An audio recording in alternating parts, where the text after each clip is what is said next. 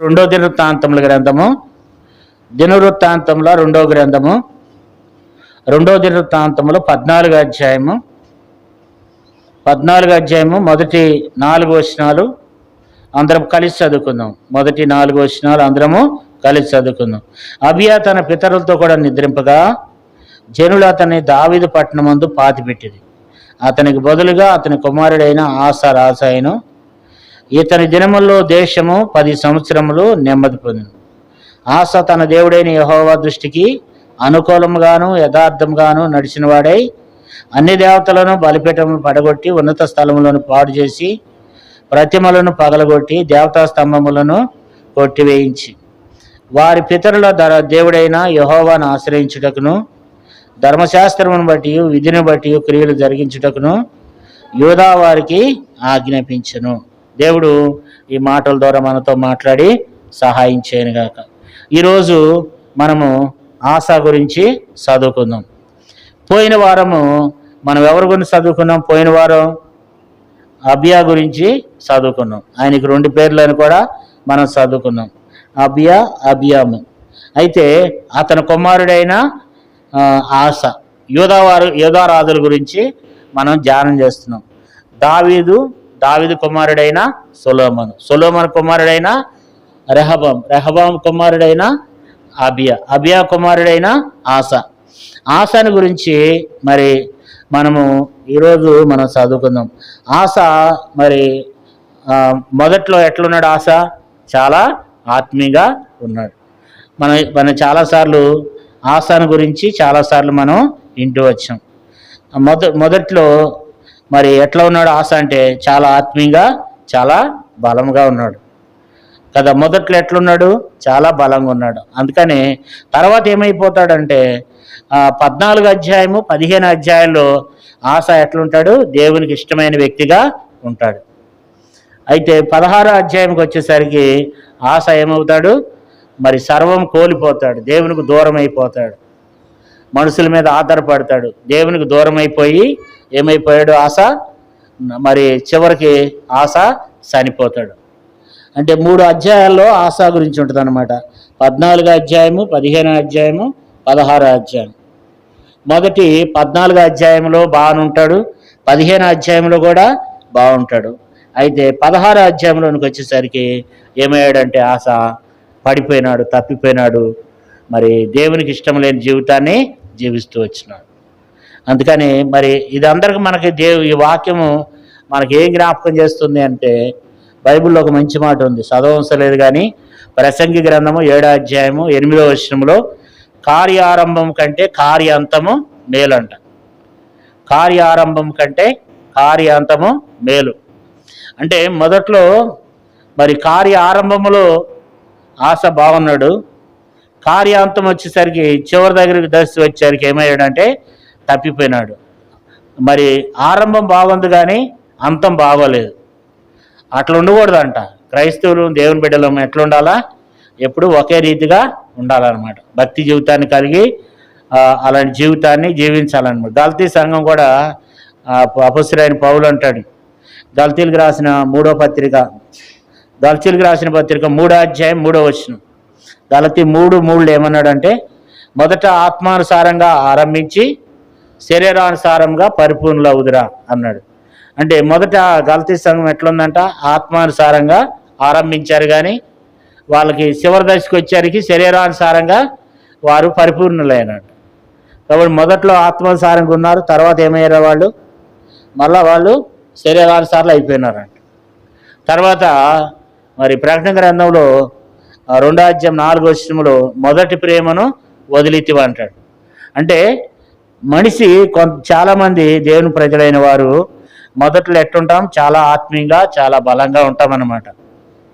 అలాంటి సమయంలో కూడా దేవుడు కూడా చక్కగా ఆశీర్వదిస్తాడు, దేవుడు కూడా దీవిస్తాడు. అయితే మనము ఆత్మీయంగా ఉండని రోజులు దేవుడు మనల్ని ఆశీర్వదించి మనల్ని దీవిస్తూ వచ్చిన తర్వాత మనం ఏమైపోతామంటే మరలా అందరు కాదు, కొంతమంది చివరి వరకు కూడా భయభక్తులు కలిగి ఉంటారు. ఉదాహరణకి బైబిల్లో ఓబద్య అనేటువంటి ఒక ఆయన ఉంటాడు. ఆయన అంటాడు, నీ దాసుడైన నేను బాల్యము నుండి యెహోవా యందు భయభక్తులు గలవాడిని అంటాడు. అంటే బాల్యం నుండి భయభక్తులు గలవాడు అంటే స్థిరమైనటువంటి భక్తి, చివరికి వృద్ధాప్యం వచ్చినాక కూడా అదే భక్తి కలిగి ఉంటారు. అందరు కూడా అట్లాగే ఉండాలని దేవుని ఉద్దేశం. అట్లుండే వాళ్ళే ఆ గమ్యం చేరగలరు. కానీ మరి దావీదు జీవితాన్ని మనం చూస్తే దావీదు ఎట్లున్నాడు? ఫస్ట్ నుంచి అట్లా బాగున్నాడు. మధ్యలో ఒక్కసారి మాత్రం ఊరియా భార్య విషయంలో ఒకసారి తప్పిపోయినాడు, కానీ మరలా సమకూర్చబడి మరలా తను చివరి పర్యాంతం ఆత్మీయంగా ఉన్నాడు. చివరికి మరి సమృద్ధిలోనే ఆశీర్వాదకరంగానే చనిపోయినాడు అనమాట. కానీ రెహబాము అలా చనిపోలేదు. తన కుమారుడైన అబియా కూడా అలా చనిపోలే, ఆశ కూడా అలా చనిపోలే. అంటే మంచితనం ఉంది, చెడుతనం తర్వాత వెళ్ళి పడిపోయి పతనం అయిపోయినారు అనమాట. ఆశ యొక్క జీవితంలో మనం చూసినట్లయితే మొదట చాలా ఎట్లున్నాడు దేవునికి, ఎట్లున్నాడు? రెండో దినవృత్తాంతములు 14వ అధ్యాయం 2వ వచనం. ఆశ తన దేవుడైన యెహోవా దృష్టికి అనుకూలముగాను యథార్థంగాను నడిచిన వాడే. అంటే మొట్టమొదట అనుకూలముగా, దేవుని దృష్టికి అనుకూలముగా, మనుషుల దృష్టికి కాదు, దేవుని దృష్టికి ఏది అనుకూలమో అది చేశాడు అనమాట. దేవుని దృష్టికి అనుకూలంగా జీవించాడు. రెండోది ఏం చేస్తూ వచ్చినాడంట? యథార్థంగా నడిచినాడంట. మూడోది ఏం చేస్తూ వచ్చినాడు? అన్ని దేవతల బలిపీఠములను పడగొట్టి ఉన్నత స్థలములను పాడు చేసి ప్రతిమలను పగలగొట్టి దేవతా స్తంభములను కొట్టివేయించి, అంటే విగ్రహారాధన విసర్జించాడు. మంచిదే, ఎందుకంటే మరి మొదట్లో దేవునికి అనుకూలంగా జీవించాడు. దేవుని దృష్టికి అనుకూలంగా, అనుకూలం అంటే దేవునికి ప్రతికూలమైనది ఏది కూడా చేయలేదు, సమస్తమును కూడా అనుకూలంగానే చేశాడు అన్నమాట. తర్వాత ఏం చేశాడు? యథార్థంగా జీవించాడు. తర్వాత విగ్రహారాధన పూర్తిగా నిషేధించాడు, విసర్జించాడు. పూర్తిగా దేవుని తట్టు తిరిగాడు అనమాట. అంటే అనుకూలంగా మనం కూడా దేవుడు ఆశల నుంచి దేవుడు మనకి ఏమి నేర్పిస్తున్నాడంటే మనం చేసే ప్రతి పని కూడా దేవునికి అనుకూలంగా చేయాలన్నమాట. ప్రతికూలంగా కాదు, మనకిష్టం వచ్చినది కాదు. అనుకూలముగా అంటే అర్థం ఏంటి? ఆయనకి ఇష్టం వచ్చినట్లుగా అనుకూలముగా. చాలాసార్లు మన దేవుని మందిరానికి మనం ఈరోజు మానవేస్తున్నాం అనుకోండి. ఈరోజు దేవుని మందిరం మానవేయటం అనుకూలమా ప్రతికూలమా? చెప్పండి.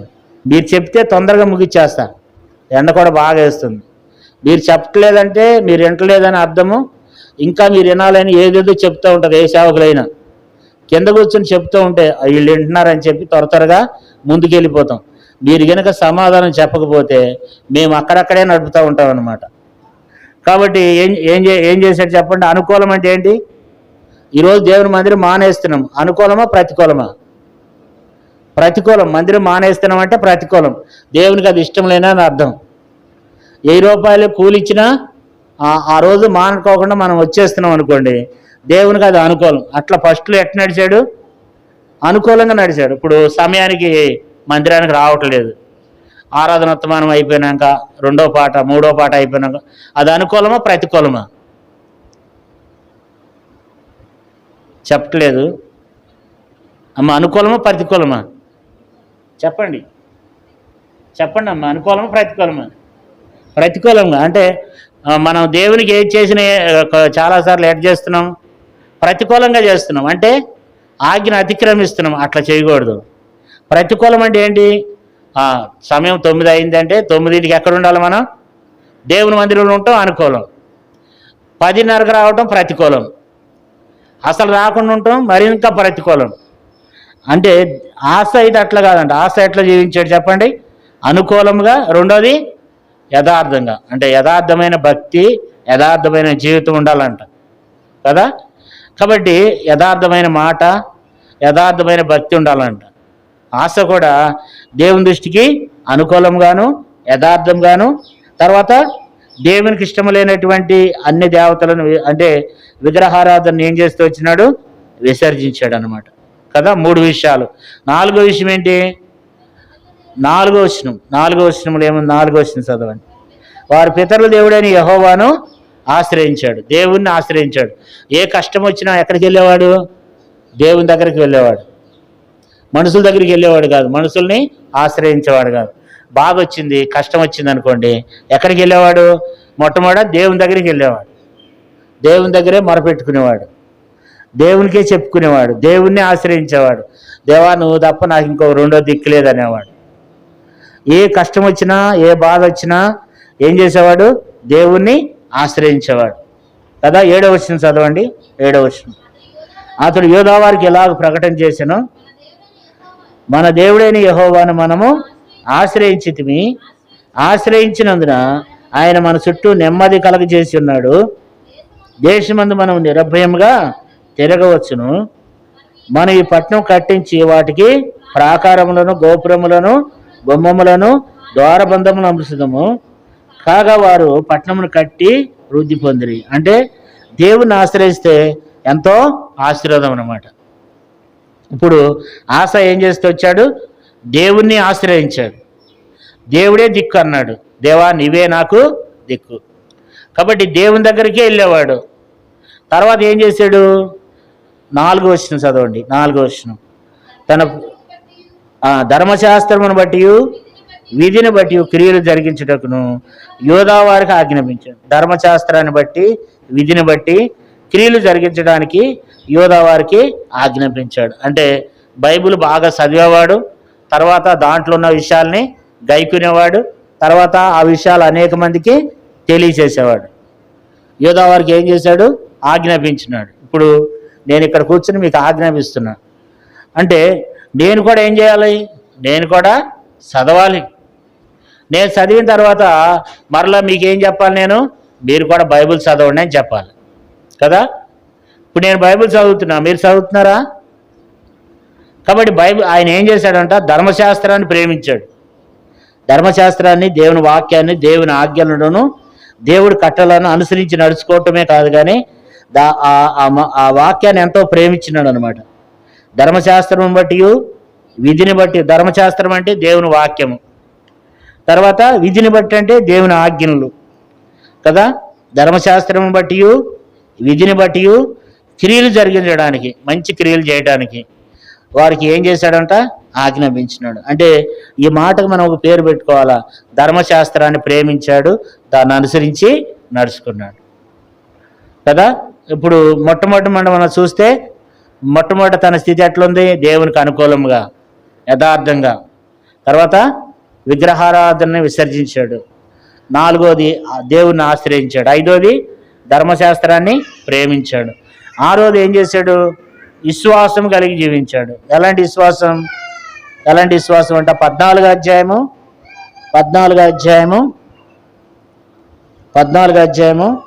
8వ వచనం చూడండి. 8వ వచనం, ఆ కాలమున డాళ్లను ఈటలను పట్టుకును 3 లక్షల మంది యోధావారును కేడెములు ధరించి వీలు చేయు 2,80,000 మంది బెన్యామీనులను కూడిన సైన్యము ఆశాకుండును. వీరందరూ పరాక్రమశాలిలైండిరి. ఎంతమంది ఆశకి? ఎన్ని లక్షల మంది చెప్పండి, కౌంట్ చేశారా? ఎన్ని లక్షల మంది అంట? 5,80,000 మంది కదా. అంతమంది ఆశాకి సైనికులు ఉన్నారంట. రాజ్యం బలపరచబడాలంటే సైనికులు చాలా అవసరం అన్నమాట. మన భారతదేశంలోనంట 20 లక్షల మంది, సుమారు 20 లక్షల మందికి పైగానే సైనికులు ఉన్నారు ఆర్మీలో. మీకు తెలుసా? 20 లక్షల మందికి, 20 లక్షలకు పైగానే సైనికులు ఉన్నారు. అయితే ఆ రోజుల్లో ఆశకి ఎంతమంది ఉన్నారు? 5,80,000 మంది ఉన్నారు. అయితే ఇంకొకడు ఉన్నాడు ఆయనకి శత్రువు. ఎవరు? 9వ వచనం చూడండి. కూషీడైన జరాహు వారి మీద దండెత్తి 1,000 సైన్యమును 300 రథములను సమకూర్చుకుని బయలుదేరి మారేష వరకు రాగా ఆశ అతను ఎదుర్కొని పోయాను. వారు మారేష వద్ద జపాతాను పల్లపు స్థలమందు భక్తులు తీరి యుద్ధమును కలపగా, ఇక్కడ మనం చూస్తే ఈయనకి జరాహు అనేటువంటి కూషీడైన జరాహు, ఈయనకి ఎంతమంది ఉన్నారంట? 1,000 మంది. 1,000 మంది అంటే ఎంత? ఎన్ని లక్షలు? 10 లక్షల మంది. ఎవరు ఎక్కువ? 5 లక్షల మంది ఎక్కువ, 10 లక్షల మంది ఎక్కువ? 10 లక్షల మంది ఎక్కువ. అయితే ఇప్పుడు ఆశకి వాళ్ళు ఎదుర్కోగలడా? ఆశకు ఉన్నది ఎంతమంది? 5,80,000 మంది. జరాకున్నది ఎంతమంది? 1,000 మంది, అంటే 10 లక్షల మంది. తర్వాత 300 యుద్ధరథములు ఉన్నాయన్నమాట ఆయనకి. మరి ఇప్పుడు ఎదుర్కోగలడా? ఆశకి ఏమి లేవు, రథములు లేవు, యుద్ధరథములు లేవు, సైనికులు కూడా తక్కువ ఉన్నారు. ఇప్పుడు ఆశ ఏం చేయాలి? విశ్వాసంతో ప్రార్థన చేశాడు, దేవుని మీద ఆధారపడ్డాడు, దేవుణ్ణే నమ్ముకున్నాడు కదా. 11వ వచనం చూడండి. ఆశ తన దేవుడైన యెహోవాకు మొరపెట్టి, యెహోవా విస్తారమైన సైన్యపు చేతిలో ఓడిపోకుండా బలం లేని వారికి సహాయం చేయటకును నీకన్నా ఎవరూ లేరు. మా దేవ యెహోవా, మాకు సహాయం చేయము, నిన్నే నమ్ముకుని ఉన్నాము, నీ నామమును బట్టి ఈ సైన్యం ఎదిరించుటకు బయలుదేరి ఉన్నాము. యెహోవా, నీవే మా దేవుడవు, నరమాతృలను నీ పైన జయనొందుకు మీకమని ప్రార్థింపగా, నరమాతృలను నీ పైన జయమొందనీయమని ఏం చేశాడంట? ప్రార్థన చేసి, విశ్వాసంతో ఏం చేశాడు? ప్రార్థన చేశాడు. ఆశలు ఉన్నటువంటి ఒక గొప్ప విషయం ఏంటంటే, 6వ విషయం ఏంటంటే విశ్వాసము. తర్వాత దేవుని మీద ఆధారపడతాడు. తర్వాత ఏం చేశాడు? దేవుణ్ణే నిన్నే నమ్ముకున్నా కదా, నిన్నే నమ్ముకున్నా, నిన్నే నమ్మి ఉన్నాం, ఇక మాకు రెండోది లేదు, ఇక నీవే మాకు దిక్కు. అంటే దేవునితో ఎంత విశ్వాసం చూడండి. మరి ఈయనకున్న సైనికులు ఎంతమంది? 5,80,000 మంది అయినప్పటికీ ఈయనకి రథములు లేకపోయినప్పటికీ వచ్చేవాడికి రథములు ఉన్నాయి. తర్వాత వచ్చేవాడికి మరి 10 లక్షల మంది ఉన్నారు వాళ్ళు. అయితే ఈయనకి రథములు లేవు, 10 లక్షల మంది కూడా లేరు, కానీ ఈయనకి ఎవరున్నారు? దేవుడు ఉన్నాడు. దేవుడి మీద విశ్వాసంతో ఏం చేశాడు చెప్పండి? ఆధారపడ్డాడు, గొప్ప జయం పొందాడు కదా, గొప్ప జయం పొందాడు. విశ్వాసంతో దేవుని దగ్గరకు వచ్చి ప్రార్థన చేసి మొరపెట్టి ఏం పొందాడు? గొప్ప జయం పొందాడు అనమాట. ఎంతగా జయం పొందాడు? 12వ వచనం చూడండి. యెహోవా ఆ కూషీలను ఆశ ఎదుటను యూదా వారి ఎదుటను నిలవనీక వారిని మొత్తినందున వారి పారిపోయారు. చూసారా ఎంత గొప్ప కార్యం చేశాడు దేవుడు? పారిపోవడమే కాదు, 13వ వచనం చూడండి. ఆశయ్య అతనితో కూడా ఉన్న వారు అందరూ గరారు వరకు వారిని తరముగా కూషీలు మరలా పత్తులు తీర్చలేక యెహో భయం చేతను ఆయన సైన్యపు భయం చేతను పారిపోయి యోధావారు విశేషమైన కొలసము పట్టుకుని. ఆశలు ఉన్నటువంటి గొప్ప విజయం ఏంటంటే విశ్వాసము. తర్వాత మరి దేవుని మీద ఆధారపడుతూ వచ్చినాడు. దేవా, నీవే మాకు ఆధారం, కాబట్టి నీవే మాకు దిక్కు అని దేవుని మీద విశ్వాసంతో ఏం చేశాడు? మొరపెట్టి. అప్పుడు ఆశ విశ్వాసం చాలా బలంగా ఉంది. ఆశకి చాలా విశ్వాసం ఉంది. దేవుడు ఎలాగైనా మమ్మలను కాపాడుతాడు. అట్లాగే దేవుడు కూడా ఏం చేశాడు? కాపాడటమే కాదు కానీ మరి ఆ శత్రువులకు భయం కలగజేశాడు. తర్వాత 14 వచనం చూడండి. 14 వారందరి మీదకి యెహోవా భయం వచ్చెను. సార్లు ఇక్కడ మనం చూస్తే చుట్టుపక్కల ఉన్న వారందరికి కూడా దేవుని భయం వచ్చిందంట. అంటే ఇక్కడ మనకు ఆశాన్ని బట్టి మనం ఏం నేర్చుకోవాలి? మనం ఎప్పుడైతే మనము దేవునికి అనుకూలంగా, దేవునికి యథార్థంగా, దేవునికి ఇష్టమైనటువంటి హేయమైనటువంటివి తీసివేసి ఆయన ఆశ్రయించి ఆయన వాక్యాన్ని ఆయన ఎప్పుడైతే మనం ప్రేమిస్తామో, విశ్వాసంతో మనం ఎప్పుడైతే జీవిస్తామో, మనల్ని చూసిన వారికి కూడా దేవుడు ఏం చేస్తాడు? భయం కలగజేస్తాడు. నీ జోలు తీయాలంటే ముందు మొట్టమొదట నీ జోలు తీయాలంటే ఇతరులకు కూడా భయం కలుగుద్ది అనమాట. మనలో ఎప్పుడైతే దేవుని భయం ఉందో, మనం ఎప్పుడైతే ఆయనకి ఇష్టమైన జీవితాన్ని మనం జీవిస్తున్నామో, దేవుని భయము ఎదుటి వారి మీదకి వస్తుంది అనమాట. దేవుని భయం శత్రువుల మీదకి వస్తుంది. మనలో ఈ ఆత్మీయ లక్షణాలు మనలో లేకపోతే మరి దేవుని భయం అనేది ఎదుటివారికి ఉండదు. కాబట్టి దేవుని భయము ఉండాలి అని అంటే మనం కూడా దేవుని యందు భయభక్తులు కలిగి ఆయనకు అనుకూలంగా ఎప్పుడైతే నడుచుకున్నామో మన జీవితంలో కూడా ఒక గొప్ప కార్యాలు దేవుడు చేస్తాడు. ఇప్పుడు ఆశ జీవితం మనం చూస్తే ఆశ మొట్టమొదటి ఎట్లున్నాడు? మొదటి 14 అధ్యాయము 15 అధ్యాయాలు ఎట్లున్నాడు? నెమ్మది కదా. బైబిల్లో ఏ సందర్భాల్లో రాయబడిందంటే మనం చూసినట్లయితే నేను చెప్తాను, తరతరగా సమయం లేదు. 14 అధ్యాయం 1వ వచనంలో నెమ్మది అనే మాట కనపడుతుంది. తర్వాత 14 అధ్యాయం 5వ వచనంలో నెమ్మది, 14 అధ్యాయం 6వ వచనంలో నెమ్మది, 14 అధ్యాయం 7వ వచనంలో నెమ్మది కదా. తర్వాత ఇంకో చోట కూడా ఉంటుంది 15 అధ్యాయము 15వ వచనములు కూడా నెమ్మది. అంటే టోటల్గా మనం చెప్పాలంటే చూడండి 15 అధ్యాయం 19వ వచనం చదవండి. ఆశ ఏలుబడేందు 35వ సంవత్సరం వరకు యుద్ధములు జరగలేదు. ఆశ జీవితంలో 35 సంవత్సరాల వరకు ఏం కలగలేదు, యుద్ధములు కలగలేదు. అంటే నెమ్మదిగా ఉన్నాడని అర్థం అన్నమాట. తన జీవితంలో తను ఎన్ని సంవత్సరాలు చేశాడంటే 41 సంవత్సరాలు పరిపాలన చేశాడు.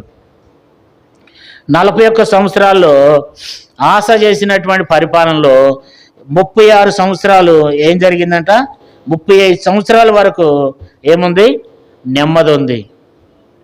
అంటే పోరాటాలు వస్తున్నాయి, కష్టాలు వస్తున్నాయి, అయితే విశ్వాసంతో వాటన్నిటిని ఏం చేశాడు, ఎదుర్కొన్నాడు.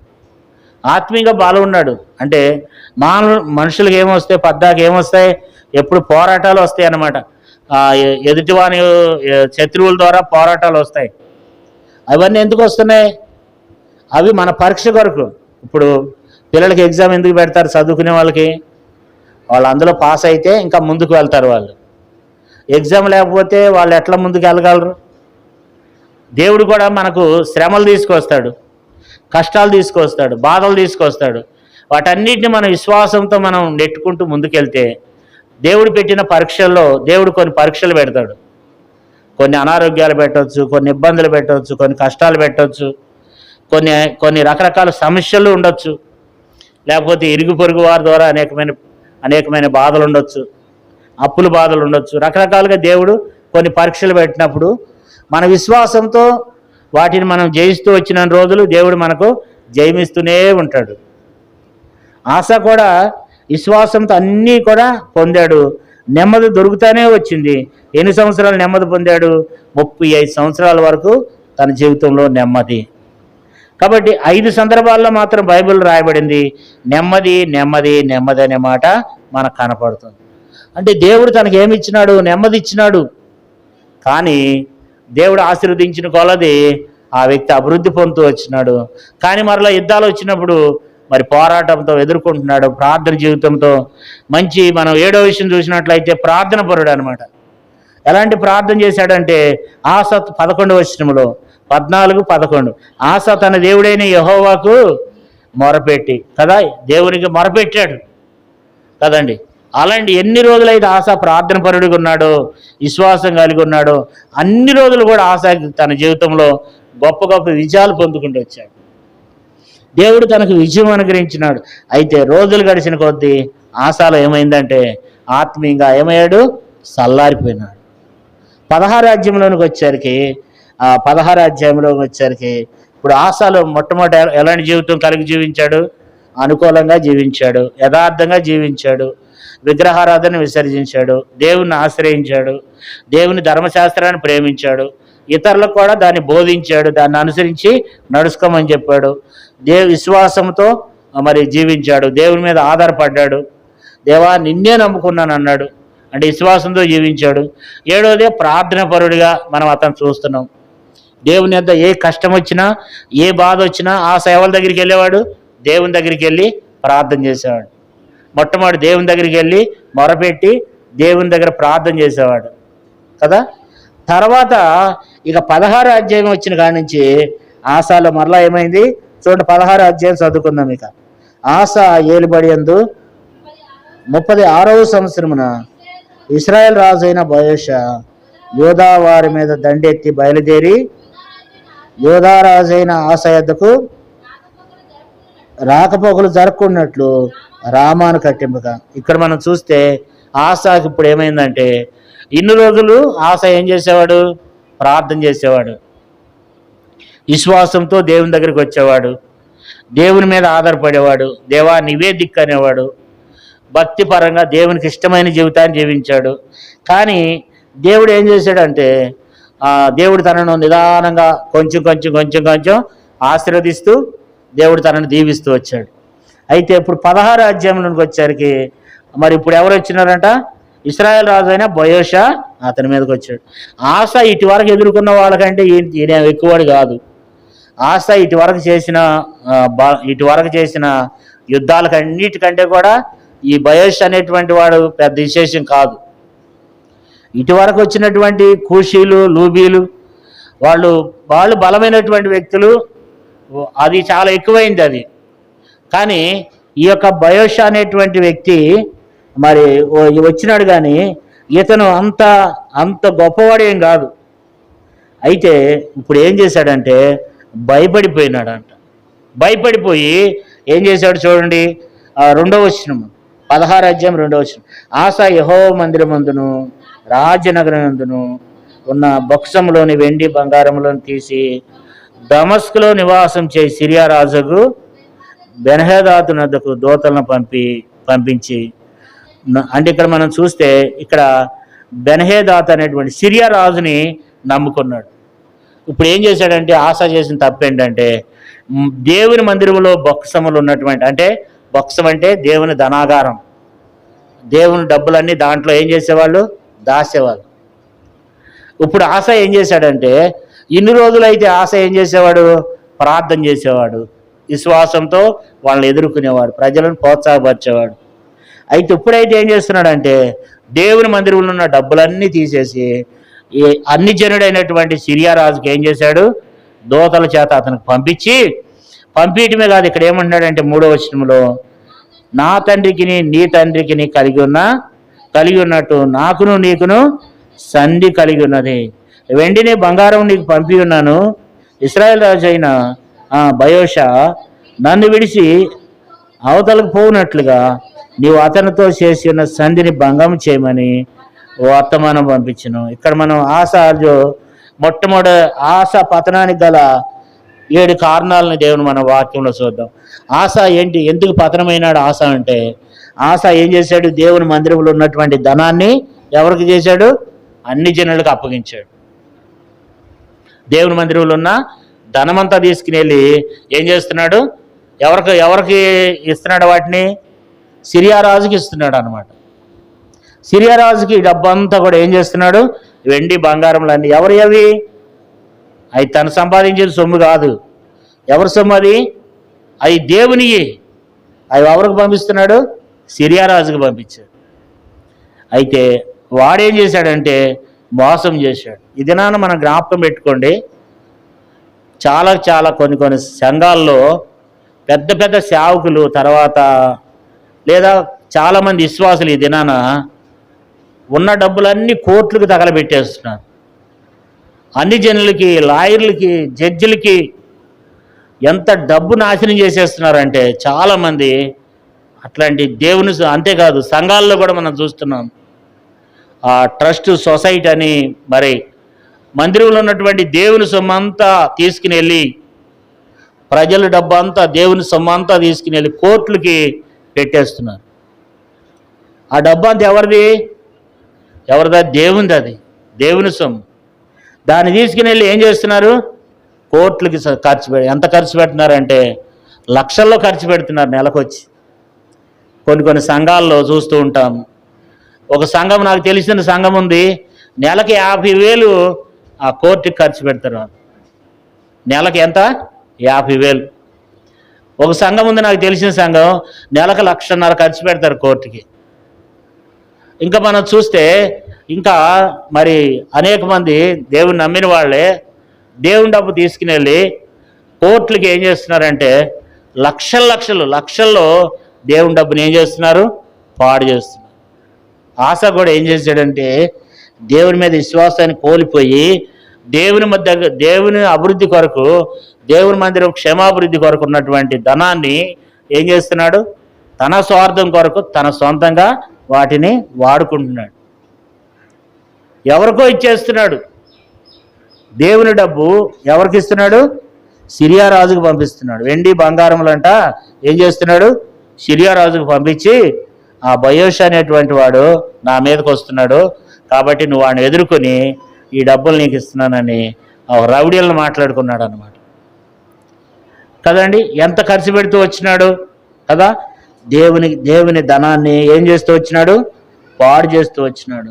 అంటే అర్థం ఏంటంటే మరి ఏం చేస్తూ వచ్చినాడు ఈ మనిషి అంటే 7వ వచనం చదవండి, 16:7.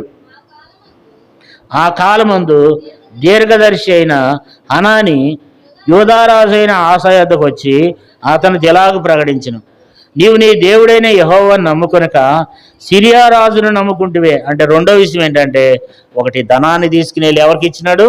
సిరియా రాజుకి ఇచ్చాడు. రెండో విషయం ఏంటంటే సిరియా రాజుని నమ్ముకున్నాడు. మనుషులను ఏం చేశాడు? మనుషులను నమ్ముకున్నాడు. ఎప్పుడు కూడా మనం మనుషులను ఎప్పుడు కూడా నమ్ముకోకూడదు, మనుషుల మీద నమ్మకం పెట్టుకోకూడదు. అది మనం చాలా అనుభవంగా మనం ఎరగాలి. మనుషుల మీద ఎప్పుడు కూడా ఆధారపడకూడదు. మనుషులు నమ్ముకున్నట్టు కంటే యెహోవాను ఆశ్రయించుట మేలంట. రాజులు నమ్ముకున్నట్టు కంటే యెహోవాను ఆశ్రయించుట మేలు. చాలాసార్లు మనం మనుషులు నమ్ముకుంటాం, మనుషుల మీద మనం ఆధారపడతాం. మనుషుల మీద ఆధారపడితే మనుషులు ఏం చేస్తారంటే మనల్ని మోసం చేస్తారు. ఆ అన్న ఉండలే, లేకపోతే నాకు అక్క ఉందలే, అక్క నాకు సహాయం చేస్తుందంటే కొన్ని సందర్భాల్లో వాళ్ళు ఏం చేయొచ్చు చెప్పండి? వాళ్ళు మనకు సహాయం చేయకపోవచ్చు.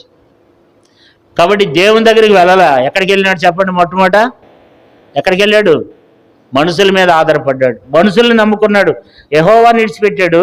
7వ వచనంలో 16:7 ఆ కాలమందు దీర్ఘదర్శి అయిన హనాని యోధారాజు అయిన ఆసా యొద్దకు వచ్చి అతనితో ఎలాగూ ప్రకటించి. అంటే ఒక ప్రవర్త, హనాని అనేటువంటి ఒక ప్రవర్త వచ్చి, ఒక దీర్ఘదర్శి వచ్చి అంటున్నాడు, ఆసా యొద్దకు వచ్చి ఎలాగ చెప్పాడంట. ఏమన్నాడంటే, నీవు నీ దేవుడైన యెహోవాను నమ్ముకొనక సిరియా రాజును నమ్ముకున్నావు, సిరియా రాజు యొక్క సైన్యము నీ వశం నుండి తప్పించుకుని పోయాను కదా.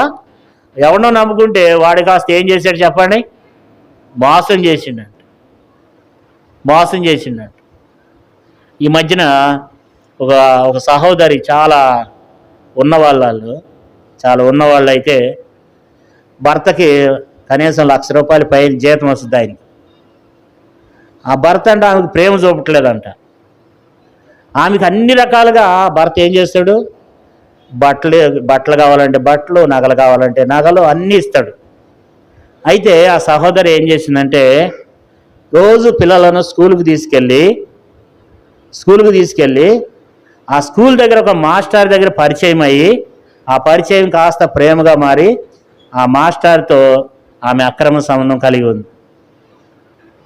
కలిగి ఉండి ఆ భర్తను పిల్లలను తునీకరించేసి ఆ యొక్క మాస్టర్తోనే వెళ్ళిపోవాలని చూసిందంట. భర్త కూడా ఆమెను చూశాడు. అయితే వాడు ఏం చేశాడంటే ఈమె దగ్గర మెల్లగా 4 లక్షలు తీసుకుని ఒక 150 కిలోమీటర్ల దూరంలో ట్రాన్స్ఫర్ చేయించుకుని అంతు లేకుండా పోయిందంట. నెంబర్ కూడా మార్చేసిండంట. ఇప్పుడు ఆమె కొన్ని రోజుల తర్వాత సిగ్గొచ్చి, నా భర్త నన్ను ఎంతో చక్కగా చూసుకునేవాడు, ఇప్పుడు మాకు సహాయం చేయండి, మా భార్య భర్తలు ఇద్దరిని కలపండి, మమ్మల్ని ఒకటిగా చేయండి, నాకు బుద్ధి వచ్చిందని ఏడుస్తుంది ఆ సహోదరి. మనుషులు నమ్ముకుంటే ఎంత భయంకరమైన పరిస్థితి ఉంటుందంటే, అంత భయంకరమైనటువంటి పరిస్థితి గుండా మనం వెళ్ళాల్సినటువంటి అవసరం ఉంటుంది. ఆసా కూడా ఎవరు నమ్ముకున్నాడు చెప్పండి?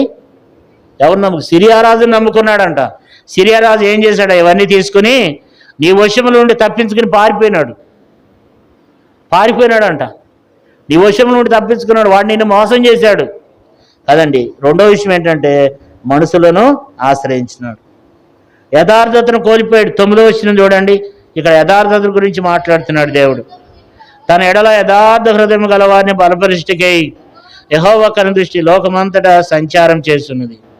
ఈ విషయమందు నువ్వు మతి తప్పి ప్రవర్తించింది కనుక ఇది మొదలుకొని నీకు యుద్ధములే కలుగును కదా. ఏమన్నాడంటే, ఒకప్పుడు నువ్వెంతో యథార్థంగా ఉన్నావు, దేవుడు నిన్ను బలపరిచాడు. కానీ ఇప్పుడు నువ్వేం చేస్తున్నావు అంటే, యథార్థతను విడిచిపెట్టావు, నువ్వు మతి తప్పి ప్రవర్తిస్తున్నావు, నీకు మతి తప్పింది.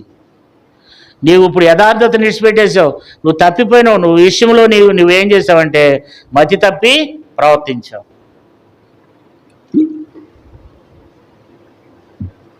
అయితే ఇక్కడ ఏమంటున్నాడంటే, ఇది మొదలుకొని నీకు యుద్ధములే కలుగును కదా. ఇప్పుడు యథార్థతను కోల్పోయినాడు. అయితే అంతకితమైతే యథార్థత ఉన్నాడు కనుక దేవుడు అతను బలపరిచాడు. అందుకని ఇక్కడ ఏం రాయబడి 9వ వచనంలో, తన ఎడల యథార్థ హృదయం గలవారిని బలపరుచుటకై యెహోవా కనుదృష్టి లోకమంతా సంచారం చేస్తుంది. అయితే ఈ విషయంలో నువ్వు మతి తప్పి ప్రవర్తించాం. యథార్థత ఏమైపోయింది? అంత క్రితం ఉన్నటువంటి యథార్థత అంతా ఏం చేశాడు? విడిచిపెట్టేశాడు అనమాట. యథార్థతను విడిచిపెట్టినాడు. కాబట్టి తన హృదయము యథార్థంగా ఉంది. కానీ 16వ వచనంలోకి వచ్చేసరికి యథార్థతను ఏమయ్యాడు? కోల్పోయినాడు. 17వ వచనం చూడండి. 15వ అధ్యాయం 17వ వచనం. 15వ అధ్యాయం 17వ వచనం. ఆస ఉన్నత స్థలములను ఇశ్రాయేల్లో నుండి తీసివేయలేదు కానీ ఇతడు బ్రతికిన కాలమంతయు ఇతని హృదయము యథార్థంగా ఉండింది. అప్పుడు వరకు కూడా తన హృదయం ఎట్లుంది? యథార్థంగా ఉంది. 35 సంవత్సరాలు తన హృదయం యథార్థంగా ఉంది. అయితే 16వ అధ్యాయంలోనికి వచ్చేసరికి 9వ వచనానికి వచ్చేసరికి ఆ యథార్థతను ఏం చేశాడు? యథార్థతను కోల్పోయాడు. దేవుని ఎదుట తనకున్నటువంటి యథార్థతను, దేవునికి అనుకూలమైనటువంటి ఆ యథార్థతను ఆయన ఏం చేస్తూ వచ్చినాడు? కోల్పోతూ వచ్చినాడు. అంతేకాదు, అంతకితము సేవకులంటే భయపడేవాడు, చావుకులంటే లోపడేవాడు. కానీ ఇప్పుడు ఏం చేస్తున్నాడు చెప్పండి? 10వ వచనం చూడండి. 16వ అధ్యాయము 10వ వచనం.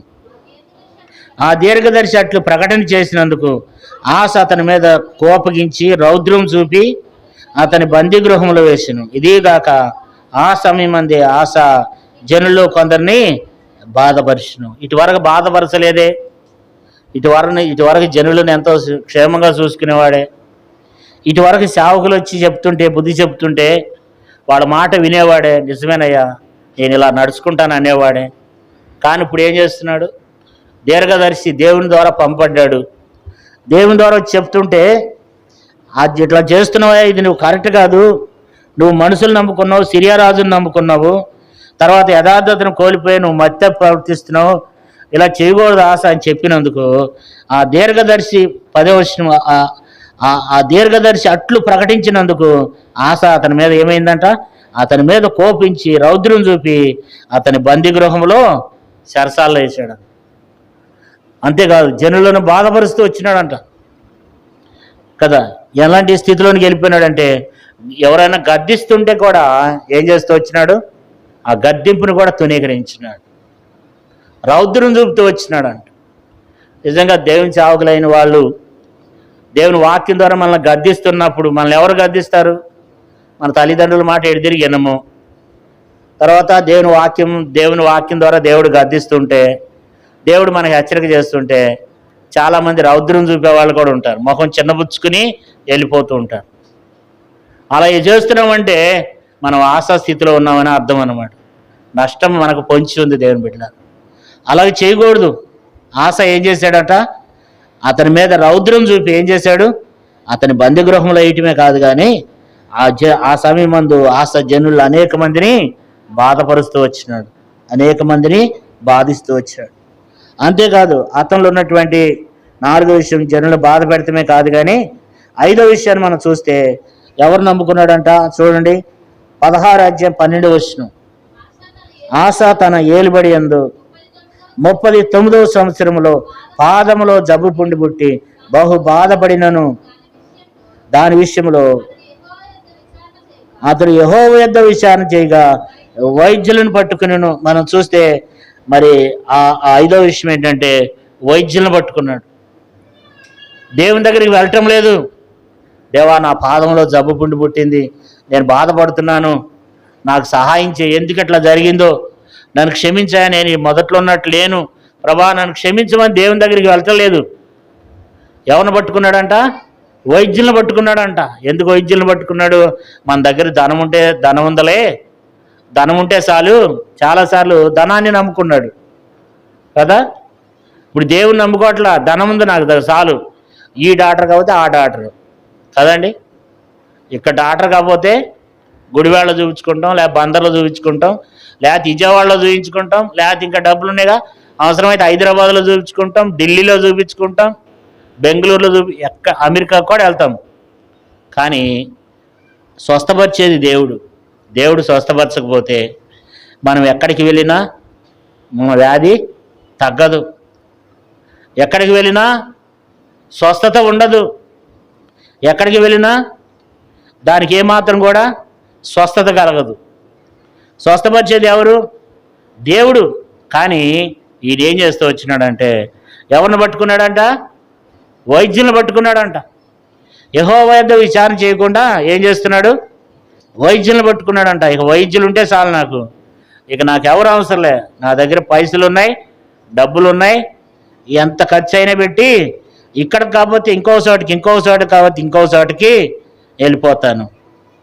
ఎందుకంటే మరి బైబిల్లో ఒక మాట ఉంది, ఇర్మీయా గ్రంథం 30 చూడండి.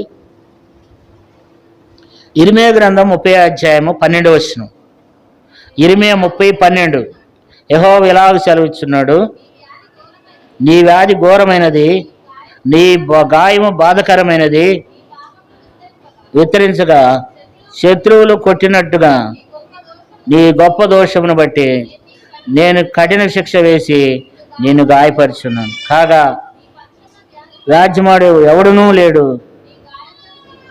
కాబట్టి నీ గాయానికి ఏమి లేదు, వైద్యం లేదు, నీకు మందు లేదు. అంటే ఆ వ్యక్తికి ఏమి లేదు, స్వస్థత లేదు. కొన్నిసార్లు మనుషులకి రోగాలు 3 అంట. ఒకటి దేవుని ద్వారా వచ్చే రోగం ఉంటుంది, రెండోది సాతాను ద్వారా వచ్చే రోగం ఉంటుంది. సాతానుడు కూడా బలహీనపరుస్తాడు. ఏబుని అరికాలు మొదలుకుని నన్నెత్తి వరకు గాయములతో ఏం చేశాడు? మొత్తినాడు. సాతానుడు కూడా బలహీనత తీసుకొస్తాడు, అనారోగ్యాన్ని తీసుకొస్తాడు. మూడో బలహీనత మన శరీరంలో ఉన్న బలహీనతను బట్టి కూడా, మన శరీరాన్ని బట్టి కూడా కొన్నిసార్లు బలహీనతలు వస్తాయి. మన పాపాన్ని బట్టి కూడా బలహీనత వస్తుంది. పాపాన్ని బట్టి బలహీనత, సాతానుని బట్టి బలహీనత, కొన్నిసార్లు దేవుడు కూడా బలహీనత తీసుకొస్తాడు. కాబట్టి ఇప్పుడు ఆశకి పాదములో జబ్బు పుండి పుట్టిందంట. అయితే ఏం చేయట్లేదు ఆశ? 16 చూడండి, 2వ దినవృత్తాంతములు 16:12 ఆశ తన ఏలుబడి యందు 39వ సంవత్సరమున పాదములో జబ్బు పుండి పుట్టి తాను బహు బాధపడినను దాని విషయంలో యెహోవా యొద్ద విచారణ చేయక వైద్యులను పట్టుకునేను. అంటే విచారణ చేయక అంటే అర్థం ఏంటి? దేవుని దగ్గర ప్రార్థన చేయట్లే మనోడు. ప్రార్థన జీవితం తక్కువైపోయింది ఆశకి. ప్రార్థన జీవితాన్ని కూడా ఏం చేశాడు? కోల్పోయినాడు. వైద్యులను పట్టుకున్నాడు. యెహోవా యొద్ద విచారణ చేయక అంటే దేవుని దగ్గరికి వెళ్ళి కనీసం ఒక్కరోజైనా వెళ్ళి, వారానికి ఒక్కరోజైనా వెళ్ళి దేవుని మందిరంలో, ప్రభా నాకు ఎందుకు అనారోగ్యం వచ్చింది, తన పాపాలు ఒప్పుకుని పశ్చాత్తాపడి తన జీవితాన్ని సరిచేసుకునేవాడు కాదు ఆశ. మరి దేవుని యొద్ద యెహోవా యొద్ద విచారణ చేయక ఏం చేశాడంట? వైద్యులను పట్టుకున్నాడంట. నాకు దేవుడు అవసరంలా. ప్రార్థన ఏం చేస్తుంది బ్రదర్? ప్రార్థన మనల్ని ఏం చేయలేదు బ్రదర్. కొన్నిసార్లు మనలో అవిశ్వాసం అట్లుంటుంది అన్నమాట. ఏంటి ప్రార్థన చేస్తే అయిద్ది ఏంటి? పాస్టర్ గారికి చెప్తే రోగాలు పోతాయి ఏంటి? సంఘంలో ప్రకటన చేస్తే రోగాలు పోతాయి ఏంటి? మన దగ్గర డబ్బులు లేవా, గుడివాడ లేదా, బందరు లేదా? ఇట్లా చాలాసార్లు మనం అనుకుంటూ ఉంటాం. ప్రార్థన ఉండాలి, పరిశుద్ధుల ప్రార్థనలు ఉండాలి. ఏదన్నా బలహీనత వస్తే సంఘానికి తెలియచేయాలన్నా మా కొరకు సంఘ ప్రార్థనలో ప్రార్థన చేయించండి, గొలుసు ప్రార్థనలో మా కొరకు రాసి పెట్టండి, మా బలహీనతలు ఇవి. కొన్నిసార్లు దేవుడు స్వస్థపరిచే ఉంటాయి. కాబట్టి ఆశ ఏం చేశాడంట? మరి దేవుని యొద్ద యెహోవా యొద్ద విచారణ చేయక వైద్యులను పట్టుకున్నాడంట. అంటే ప్రార్థన జీవితాన్ని కూడా ఏం చేశాడంటే కోల్పోయినాడు. కాబట్టి విశ్వాసం కూడా కోల్పోయినాడు. గతంలో కొంచెం సమస్య రాగానే విశ్వాసంతో దేవుని దగ్గరికి వెళ్ళేవాడు, విశ్వాసాన్ని కూడా కోల్పోయినాడు. ఆశ జీవితం ఏమైపోయిందంటే ఇప్పుడు విశ్వాసం భ్రష్టుడైనాడు. తనకు బలహీనత వచ్చింది, అనారోగ్యం వచ్చింది. పోయినసారి అయితే సమస్య వస్తే ఎక్కడికి వెళ్ళేవాడు? దేవుని దగ్గరికి వెళ్ళేవాడు కదా. 16:8 చూడండి. 16:8 బహు విస్తారమైన రథములను, గురుపు రౌతులను గల కూషీలను, లూబీలను గొప్ప దండే వచ్చారు కదా. అయినను నీవు యెహోవాను నమ్ముకున్నందున ఆయన వారిని చేతికి అప్పగించను అంటాడు. అంటే ఒకప్పుడు ఇంతకంటే ఎక్కువైనటువంటి ఘోరమైన అనారోగ్యాలు వచ్చినాయి, ఇంతకంటే ఎక్కువైనటువంటి యుద్ధాలు వచ్చినాయి. కూషీలు, లూబీలు దండెత్తి వచ్చినారు, రథములతో వచ్చినారు, గొప్ప దండి వచ్చింది. అయితే నువ్వు దేవుని నమ్ముకున్నావు, విజయం కలగజేశాడు. ఆ విశ్వాసం ఏమైపోయింది? ఆశ నీలో. ఆ ప్రార్థన ఏమైపోయింది నీలో? ఆ విశ్వాసం ఏమైపోయింది నీలో? దేవుని దగ్గరికి వెళ్ళటం లేదేంటి? ఎందుకు వెళ్తలేదు దేవుని దగ్గరికి అంటే విశ్వాసాన్ని కోల్పోయాడు. ఎన్ని సంవత్సరాలు వెళ్ళలేదు దేవుని దగ్గరికి? చూడండి, చదువుకుంది. ఎప్పుడు వచ్చింది వ్యాధి? 12వ అధ్యాయంలో 16వ అధ్యాయము 12వ వచనం. ఆసా తన ఏలుబడి యందు 39వ సంవత్సరంలో పాదంలో జబ్బు పుట్టి తాను బహుబాధపడిన దాని విషయంలో అతడు యెహోవా యొద్ద విచారణ చేయక వైద్యులను పట్టుకుని 39వ సంవత్సరంలో పాదంలో జబ్బు పుట్టిందంట. అయితే ఆయన ఎప్పుడు చనిపోయినాడు? 13వ వచనం చూడండి. ఆసా తన పితరులో కూడా నిద్రించి తన ఏలుబడి యందు 41వ సంవత్సరమున మృతి నొందగా, అంటే 41 సంవత్సరాలు బతికాడు. అంటే 39వ సంవత్సరంలో పాదములో జబ్బు పుట్టింది, 41వ సంవత్సరంలో చనిపోయినాడు. అంటే ఎన్ని సంవత్సరాలు ఉన్నట్టు ఆ వ్యాధితో? ఎన్ని సంవత్సరాలు బతికాడు? వ్యాధి వచ్చినాక ఎన్ని సంవత్సరాలు బతికాడు? 3 సంవత్సరాలు బతికాడు. 39, 40, 41. 3 సంవత్సరాలు దేవుడు తనకు ఆయుష్ ఇచ్చాడు, గడువు ఇచ్చాడు. ఏమన్నా ఆశ ఎప్పటికైనా నా దగ్గరికి తిరిగి వస్తాడేమో. 3 సంవత్సరాలు కూడా మళ్ళీ దేవుని దగ్గరికి వెళ్ళలేదంట. దేవుని బిడ్డ 3 సంవత్సరాలు దేవుడు తనకు తరడిమిస్తే 3 సంవత్సరాల్లో మళ్ళీ తిరిగి దేవుని దగ్గరికి వెళ్ళలేదు. జబ్బు పుట్టిన దేవుడి ద్వారా వచ్చిన వ్యాధి అది. దేవుడే తనకు ఏం చేశాడంటే దేవుడే తనను మొత్తినాడు. పాదంలో దేవుడు జబ్బు పుట్టింది. ఎంత వైద్యుల దగ్గరికి వెళ్ళినా తగ్గలే, ఎంత తిరిగినా, ఎంత ఖర్చు పెట్టినా తగ్గల. వ్యాధి రోజు రోజే బలపడుతూ వచ్చింది. చివరికి చనిపోయి మరణం కాడికి వచ్చింది వ్యాధి. అయినా సరే దేవుని దగ్గరికి వెళ్ళలేదంట. అయినా సరే దేవుని దగ్గరికి వెళ్లకుండా 41వ సంవత్సరంలో చనిపోయినాడు. చూడండి, 39వ సంవత్సరంలో పాదంలో జబ్బు పుడితే 41వ సంవత్సరం వరకు మనిషి బతికే ఉన్నాడు. ఈ 3 సంవత్సరాల్లో ఎప్పుడు కూడా దేవుని దగ్గరికి వెళ్ళి విశ్వాసంతో దేవుని దగ్గరికి వెళ్ళి అడగలేదు, దేవుని దగ్గర ప్రార్థన చేయలేదు, అసలు దేవుని దగ్గరికే వెళ్ళలే. కారణం ఏంటంటే చివరికి ఆ బాధ ఎలాంటి బాధ అంటే 12వ వచనం రాయబడింది, బహు బాధపడుతూ వచ్చినాడంట. 12వ వచనం చూడండి. ఆసా తన ఏలుబడి యందు 39వ సంవత్సరమున పాదములో జబ్బు పుట్టి తాను బహు బాధపడినను, అంటే ఎంత బాధపడ్డాడంటే పాదంలో జబ్బు పుట్టి కాలు రోజు రోజే కాలంతా తినేస్తుంది. అరికాలు కింద పాదములో పుట్టింది వ్యాధి. రోజు రోజే కాలంతా తినేస్తుంది. ఎంతమంది వైద్యుల దగ్గరికి వెళ్ళినా తగ్గట్లేదు వ్యాధి. 3 సంవత్సరాలు జీవించాడు కానీ దేవుని దగ్గరికి వెళ్ళి ఒక్కరోజు కూడా దేవుని దగ్గరికి వెళ్ళి దేవుని దగ్గర పశ్చాత్తాపడలేదు. దేవుని దగ్గర విశ్వాసంతో దేవుని దగ్గరికి వెళ్ళలేదు. కాబట్టి ఆశ ఏమైపోయినాడు అంటే 41వ సంవత్సరంలో ఆశ ఏం చేశాడు? మృతి పొందాడు. 41వ సంవత్సరంలో ఆశ చనిపోయినాడు. ఇప్పుడు ఆశలో నుంచి ఆశకి ఎందుకు వచ్చింది ఈ నష్టం అంటే, ఒకటి ఏం చేశాడు? దేవుని ధనాన్ని ఎక్కడికి తీసుకొచ్చాడు? అన్ని జనులకి ఇచ్చాడు. రెండోది మనుషులను ఆశ్రయించాడు. సిరియా రాజును నమ్ముకున్నాడు. మూడోది యథార్థతను కోల్పోయినాడు. నాలుగోది జనులను బాధపరుస్తూ వచ్చినాడు. హెచ్చరిక చేసినటువంటి దీర్ఘదర్శిని ఆ సేవకుని కూడా ఏం చేశాడంటే శరల వేస్తూ వచ్చినాడు. ఐదోది వైద్యులను పట్టుకున్నాడు. ఆరోది ప్రార్థన జీవితాన్ని కోల్పోయినాడు. ప్రార్థన మానివేశాడు. యెహోవా యొద్ద విచారణ చేయక వైద్యులను పట్టుకున్నాడు. ప్రార్థన మానివేశాడు, వైద్యులను పట్టుకున్నాడు. విశ్వాసాన్ని కోల్పోయాడు. దేవుని దగ్గరికి వెళ్తే దేవుడు నన్ను స్వస్థపరుస్తాడు అని అనుకోలేక దేవుని దగ్గరికి వెళ్ళలేదు.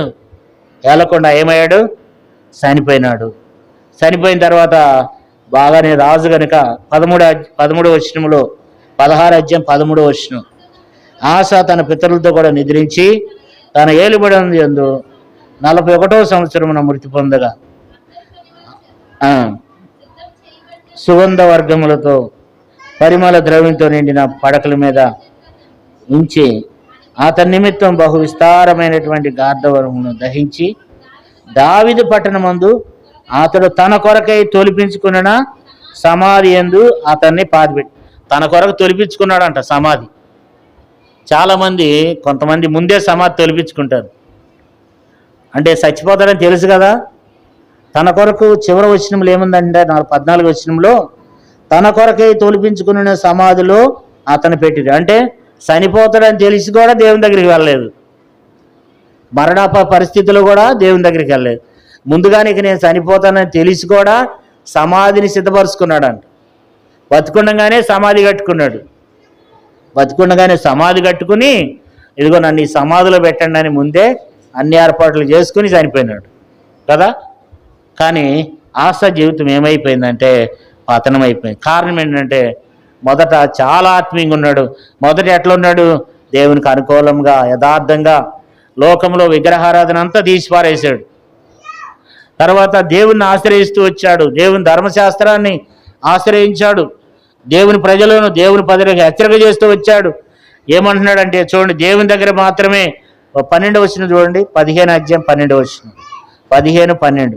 పూర్ణ హృదయంతోనూ పూర్ణ ఆత్మతోనూ తన పితరుల దేవుడైన యెహోవా యొద్ద విచారణ చేయదు. మరియు పిల్లలే గాని పెద్దలే గాని పురుషులే గాని స్త్రీలే గాని ఇశ్రాయేలు దేవుడైన యెహోవా యొద్ద విచారణ చేయని వారందరికీ మరణము విధింతుదు మరియు నిష్కారం చేసిరి. అంటే మరి ఏమని హెచ్చరిక చేశాడంటే, ఎవరైతే పిల్లలే కానీ పెద్దవారే కానీ దేవుని దగ్గర విచారణ చేయకపోతే ఏమైందంట?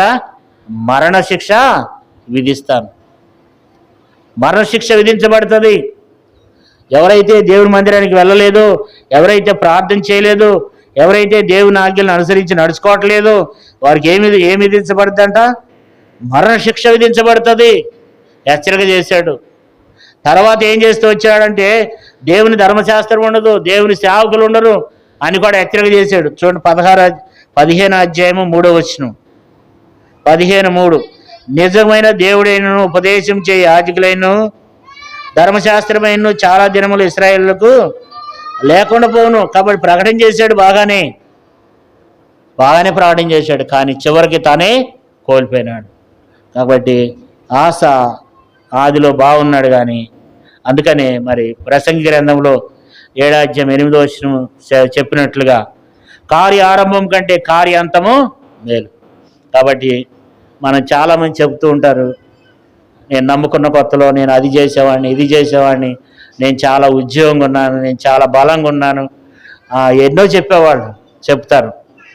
కానీ ఇప్పుడు ఏమైపోయిందంటే, ఇప్పుడు ఆ విశ్వాసం కోల్పోయి, ఇప్పుడు ఆ ప్రేమ కోల్పోయి, ఆ దేవుని మందిరం ప్రేమించే మనసు పోయింది, విశ్వాసం పోయింది, ఆ ప్రార్థన జీవితం పోయింది. అంటే మొదట ఉన్నటువంటి స్థితిని మనం ఏం చేస్తున్నాం? కోల్పోకూడదు.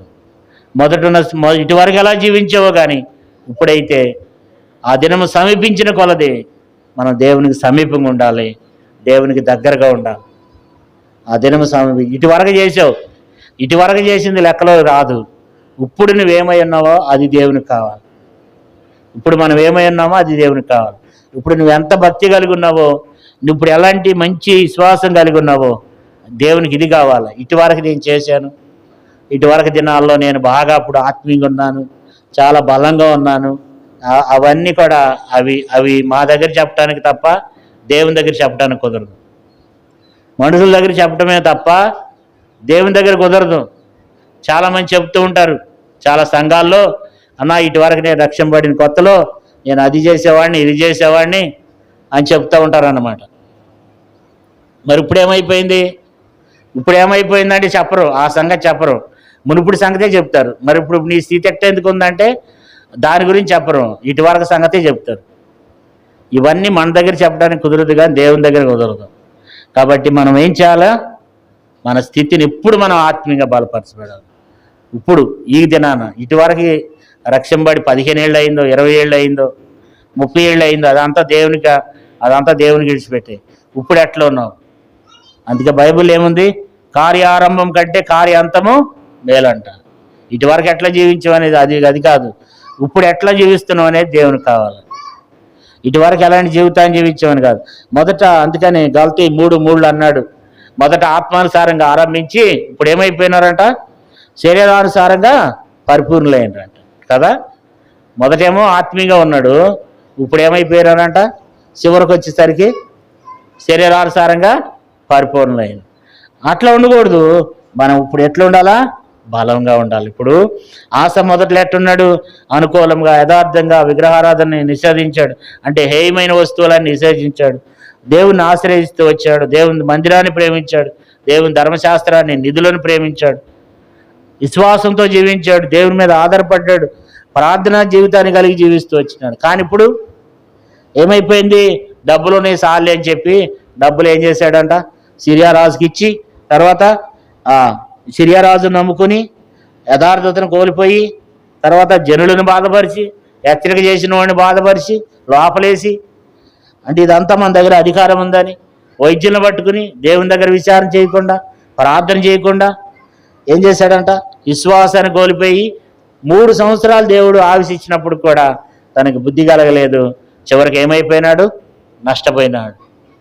కాబట్టి మనమే పరీక్షించుకుందాం. మొదట మనం ఏ రీతిగా ఉన్నామో, ఇప్పుడు ఎలాగున్నామో, ఇంకా ఆత్మీయంగా రోజులు గడిచిన కొద్దీ మనం ఇంకా బలపరచబడి మునుపటి కంటే మనము ఆశీర్వాదకరంగా ఉండాలని దేవుడు కోరుకుంటున్నాడు. ప్రార్థన చేసుకుందాం. మోకరించండి. మీ పక్కవారిని చూడొద్దు.